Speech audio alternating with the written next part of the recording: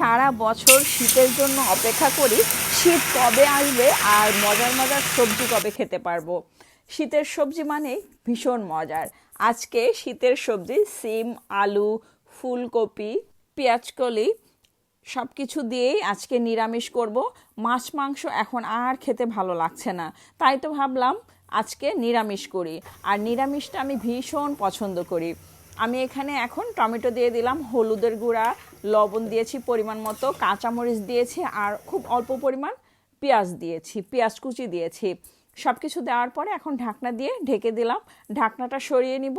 খুব দ্রুত কিন্তু সিদ্ধ হয়ে যায়। এখন দেখব সিদ্ধ হয়েছে কিনা।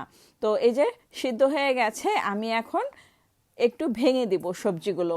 আর সবজিগুলো ভেঙে যখন আমি এটাকে বাগার দিব, বাগার দেওয়ার পরে এটা গরম ভাতের সঙ্গে খেতে এত বেশি মজার হয়। আমি এখানে 4-5টা শুকনো মরিচ ভেজে নিয়েছি আর এখন বাগার দিয়ে দিচ্ছি সবজিগুলো।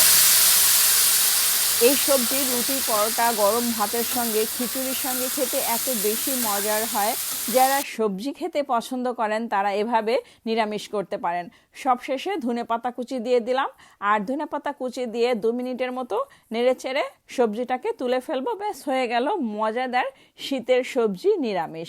আমি এখানে কিন্তু বিচিওয়ালা সিম এবং সিমের বিচিও দিয়েছি। বিচিওয়ালা সিম এবং আলাদা সিমের বিচি আমি ভীষণ পছন্দ করি, তাই দুইটা একসঙ্গেই দিয়েছি। আর সিমের বিচিগুলো ভাতের সঙ্গে খেতে এত বেশি মজার হয়।